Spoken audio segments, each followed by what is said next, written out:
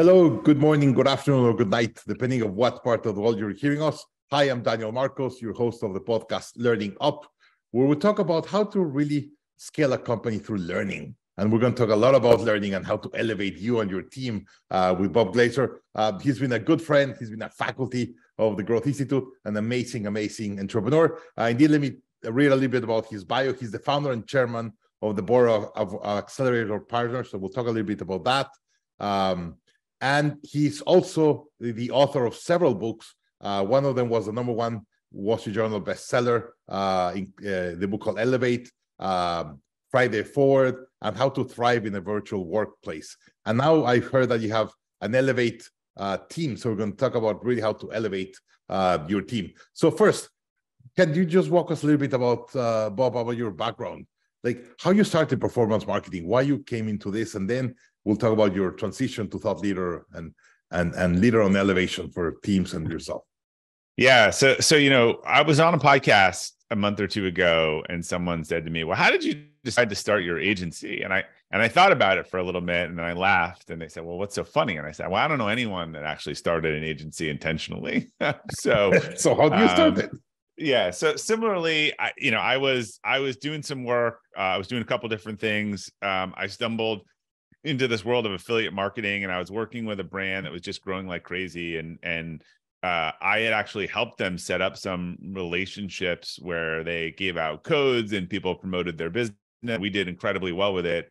And so then I was like, oh, I'll broker these. And I set some other organizations up, and I said to them, look, this is called like an affiliate program. And I said to the founder, and they were growing like crazy. This is, you should do this. It's would be great for your organization. And he said, look, I don't have time. I don't know how to do this. Could you help us with it? So I looked at, how we would actually kind of, set up a more formal program and started doing that. That company actually, we set up really a content oriented program. That company ended up selling a few years later for a ton of money.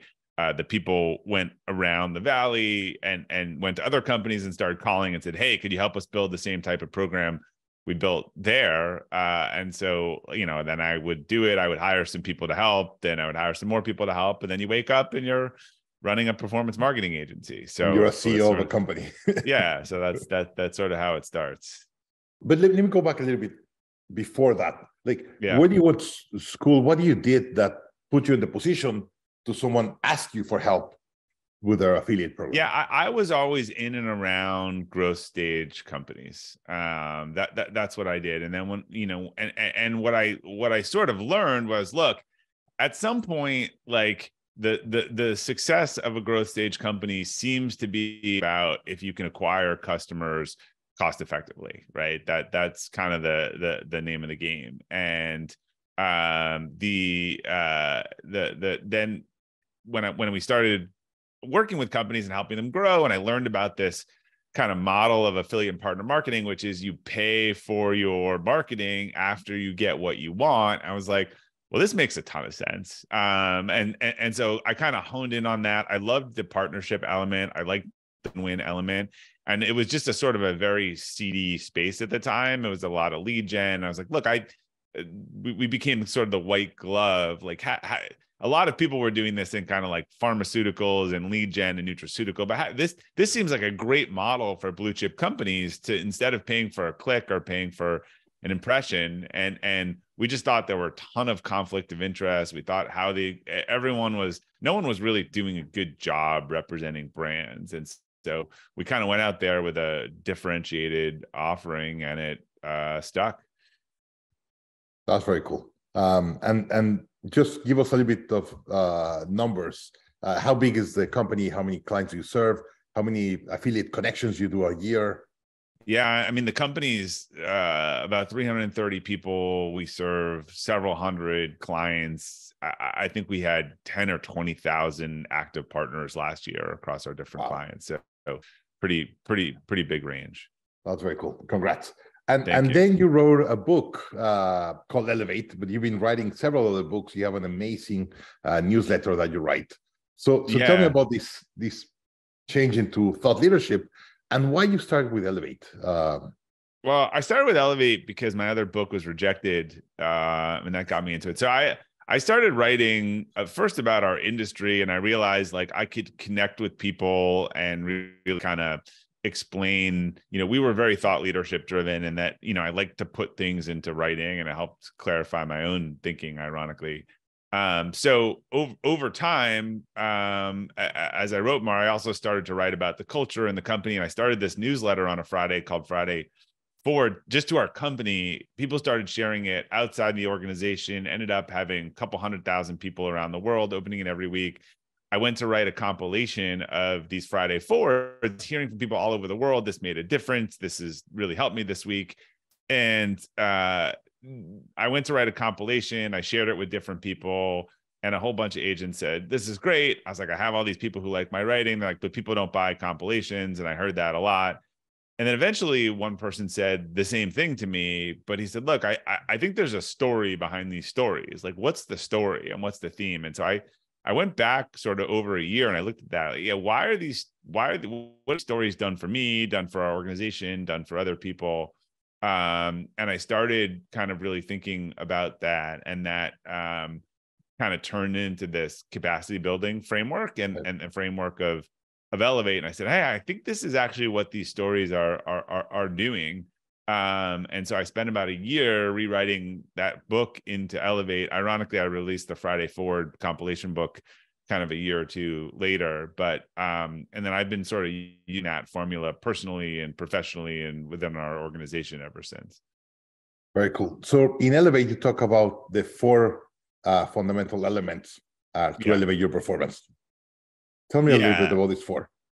So the four in capacity building, I think, is the process of how we get better. And the four elements are spiritual, intellectual, physical, and emotional capacity. And they kind of go in that order. And if you imagine them as quadrants of a ball, if you grow them all together, your ball will get bigger, it'll have more mass, it'll roll downhill, and it'll gain a lot of speed. If one of those is out of whack or more, you're going to be bouncing all over the place. So and if you break down those components, I think it's really easy for people to see where are they lacking, where sort of they have more opportunity to build their capacity, starting with spiritual, which is really about your personal core values, your kind of North Star, what you do well.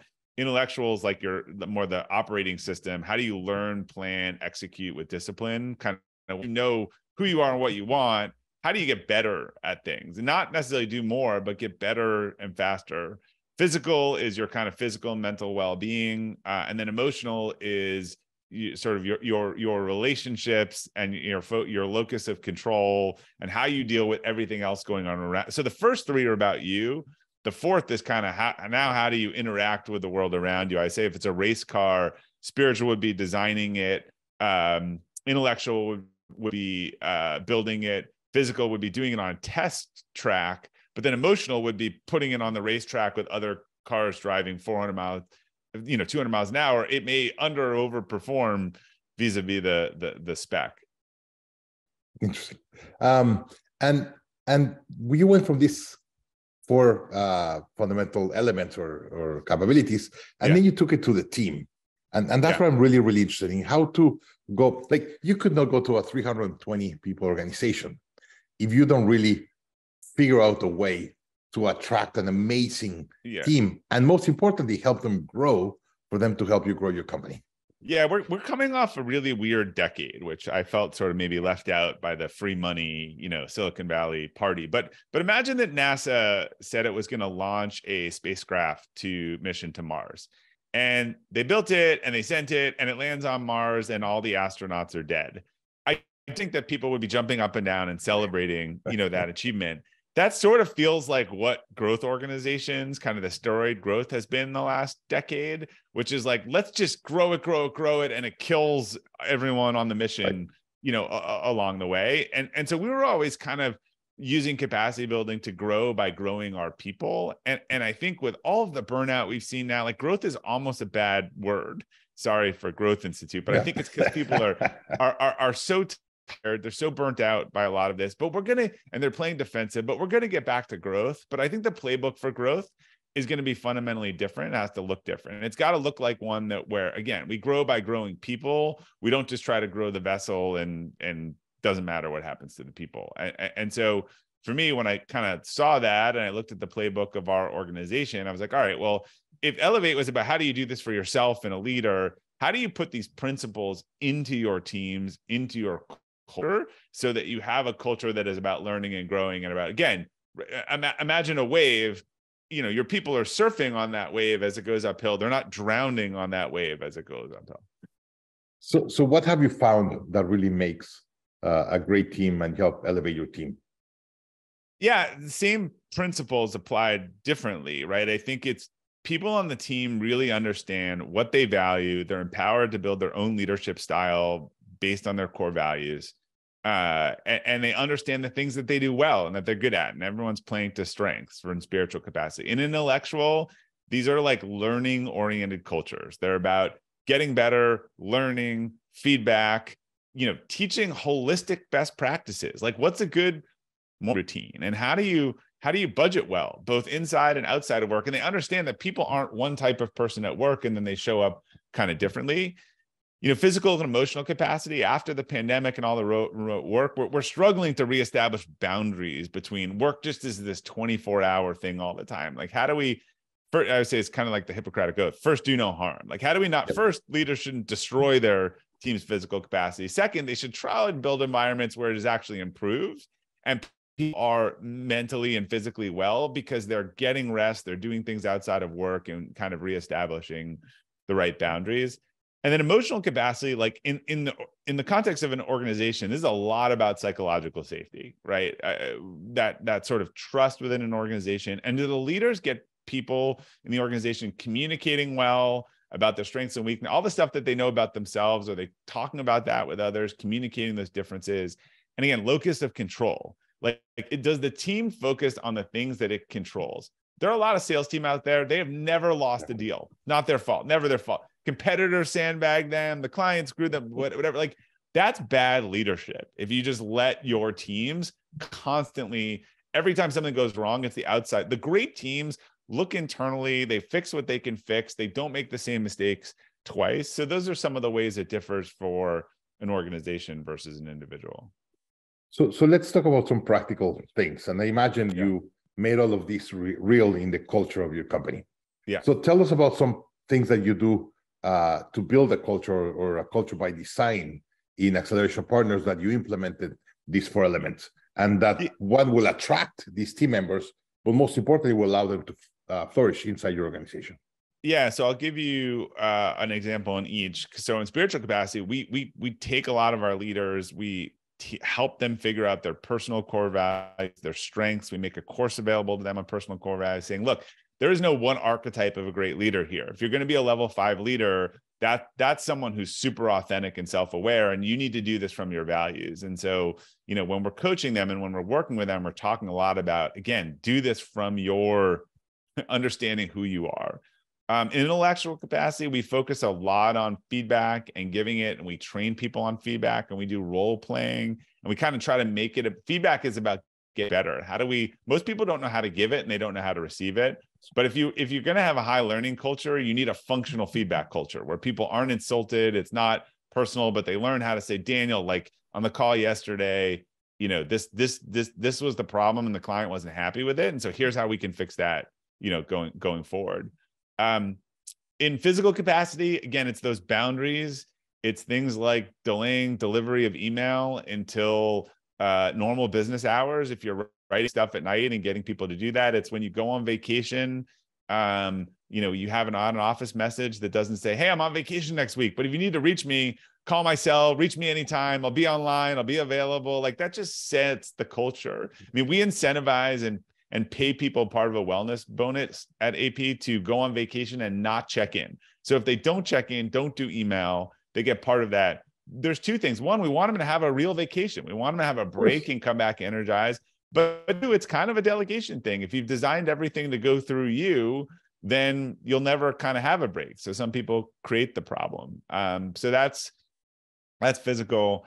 And then emotional capacity, I think there's a lot of different things you can do. I think you can start meetings with personal and professional highlights. You can kind of interject, more like, how's it going? Like, that's always my question. Hey, Daniel, on Monday before, how's it going? You're like, what, really bad. Like, someone said to me a couple of weeks ago, they're divorced. They had kind of a bad situation with a person that weekend, like that's what they wanted to talk about for 20 minutes. And so that was fine. But I sit people, different groups together at different events, like mix them up. But I do love opening with kind of personal and professional stuff in meetings. And it brings a little context to what's going on, and a little connection. I always joke that in our leadership team, the personal high is often my in-laws are visiting this week, and then the next week it is my in-laws left.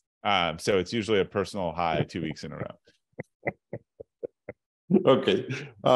Right. So we believe that learning scales organizations, right? We talk about that originally, that you want to scale with confidence or take decision making with confidence, but you have to scale that decision making with your team. And I hear other leaders said, well, I don't trust my team member, or I don't trust my head of operations or whatever. And I'm like, then why you hire them? What, they don't trust them for what at all? Again, why are they working for them if they don't trust then I them? said, why don't you allow them to take a decision? And they say, well, I don't trust they're going to take the right decision. Then why you hire them? So this is probably the same helicopter parent showing up as a micromanager at work. Yes. But that's part of a lot of things. That's learning and growth in the organization. That's culture. That's all that. How do you drive learning and organization, learning and development in the organization so the culture works right? Because you could build a great culture. If the people are not growing, it will stay, and it's going to be a lot of drama after. Yeah, to me, that's part of the culture. Like, you're always doing meetings or book clubs or podcast clubs, which are free, or learning reimbursements, or people are talking about the course they're taking or their thing they're doing. You also need to hire people that sort of want to learn and get better. I mean, a core value of ours is excel and improve, and we interview for that. But again, just the culture needs to just be about learning. And so that's the things that you reward explicitly or implicitly. That's sort of kind of always how it works. So you hire someone who wants to learn and wants to grow, but then you have to incentivize it and make it practical, reimburse it, do some mandatory days of learning. Like, what do you do to keep a learning organization? How do you we have a day coming up. We have kind of a Facebook create what's next day. Like, it's kind of a hackathon day. Like, what are the processes we need to fit? What's different? But again, what happens in a culture fundamentally, whatever it rewards, either implicitly or explicitly, is the behavior you get. So if you reward the leader who's running a podcast club, who's running a book club, who's doing a task force on AI or Web3, you congratulate the person who's taking a class, you celebrate the team that came up with the new idea. Like, those are the things that then people realize look, this is no different than parent or religion, right? You reward the behavior that you want. It's that complicated and that simple, all in the same one. That's what culture is, right? Culture is rewarding the desired behaviors. Okay. And the way you do it is by recognizing the people are doing it and are learning and graduating in front of everyone. And look, if I'm doing a managerial review, like, is innovation part of that? Is learning part of that? Is their teams learning part of that? Huge mistake that most people are making these days is they are evaluating their leaders as individual contributors and not as leaders. You should not be looking at their individual performance. You should be looking at sort of what's the multiplier effect that they're having on their team. Great. If they're hitting their numbers, but they're doing it because they're stepping in, they're micromanaging, they're doing that's not actually what you want to reward. Yeah. Jack Daly always says that the role of sales manager is not to grow sales, it's to grow sales people. By quantity and capabilities. I have an example of this in the book. So, let's assume that, there's the sales team has 4 people and has a quota of 1 million, and each of the 4 people have 250, right? And so you're evaluating the sales manager, and the team does 1.1 million. And you're like, oh, great, you get your bonus or otherwise. But I dig into that. One person on the team is doing 500 and hasn't been promoted or coached up or otherwise. The other are all doing 150, and the manager stepping in and helping them. And otherwise, again, evaluating just hitting the goal is not evaluating whether that person is leading and managing well. You need to actually evaluate. If you're not, again, so simple. Let me say this again, but when I talk to 80% of companies, they're not doing it.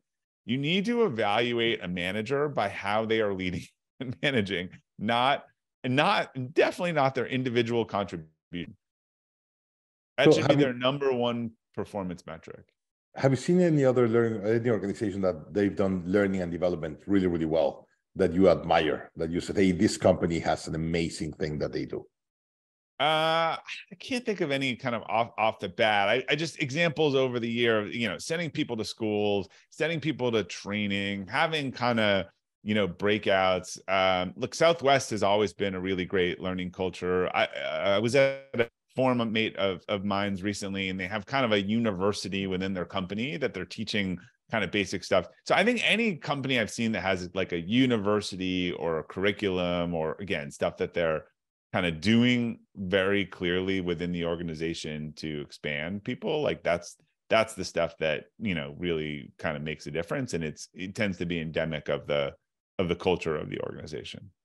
So with all your years, and to close the podcast, with all your years of being a leader of scaling and fast growing businesses, what do you think is the key that really scales companies, and that you have to focus on as a leader to make sure you get it right? Yeah, look, so there's this is the difference between the venture. What scales companies that are losing tons of money is sales and marketing, right? Yeah. What scales the other companies, I think, is the identification of high performing leaders and then the development of them so that they are ready to take the next position of tomorrow.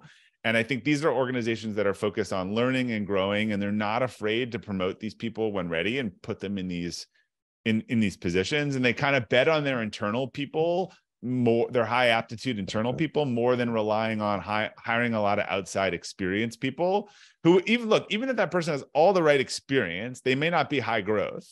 And two, there's always a 50% chance it's not a culture fit, right? So you're already, the risk you have in the internal candidate is they don't have the right capacity for the job, which is recoverable. Not being a culture fit is usually irrecoverable. All right. Bob, I always like you're very direct and to the point.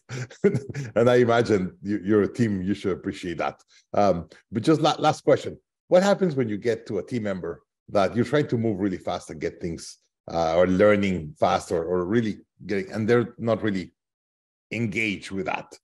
Is there a technique that you use to convince them, or just say, hey, if you don't want it, then just step aside? Or what do you do? How do you get someone on the boat? I think, it's hard to help the unwilling. And I think it's important to show people, and there's a graph in the book about this, kind of where personal growth versus the team growth otherwise. So here's where we're going. Here's where we need you to be. Here are the options, right? Again, if you're a bookkeeper and you're happy being a bookkeeper, just so you know, like, we're going to need a controller soon. If you want to be the controller, here are the things that we're going to need. If you want to be a great bookkeeper, that's fine. But just know we're going to have a controller. Maybe they could be your mentor. Maybe they could, teach you to do that. But I think it's just being honest with people about what you're going to need and what the options are. And it might be that, look, you need to be a better bookkeeper, right? Because you're a bookkeeper of $1 million company, and we need a bookkeeper of a $3 million company kind of next year. But I think it's making sure that people understand what's expected of them, that, look, you're there to provide the support and tools and otherwise, but they need to want it. They need to do it. You cannot motivate other people. It's my same thing on the behavior change. I think that people can change, but they're not going to change because you want them to change. They're going to change because they want to change and realize, like, the same thing someone said, can you teach someone to be a leader?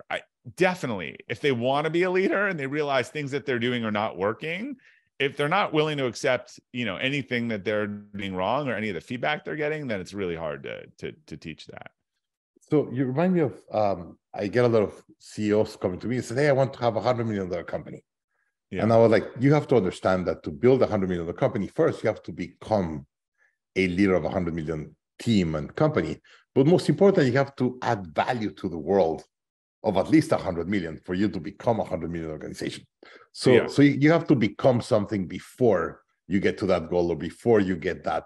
To me, that's hey, we're just going to put the thing on the moon, irrespective of what happened. Like the goal is so detached from, again, why put something on the moon where everyone dies? That's great analogy. All right. Bob, always a pleasure. I always enjoy your thinking process. And your books are amazing way in doing that. And by the way, what you did with your newsletter, I think it's the right way. That's exactly what James Clear with the right. So this is a perfect analogy. People will say, what kind of newsletter can I write to make money on, right? Or what kind of website can I do to make money on? I was like, look, most of the ones that monetized, built an audience, earned the trust, delivered value, then they kind of focused on monetizing. They didn't.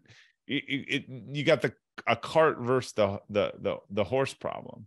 Yeah, you become the person that was adding so much value in your newsletter that everyone was sharing it with each other. You had 200,000 people reading it, and then you said, okay, let's put something together with it. But you first provided the value. Correct. So the people that I see that are trying to figure out how they make money before they have any value, again, it just feels very cart before the horse to me. So true. All right, amigo, it's always a pleasure. Thank you very much for your time and your thoughts.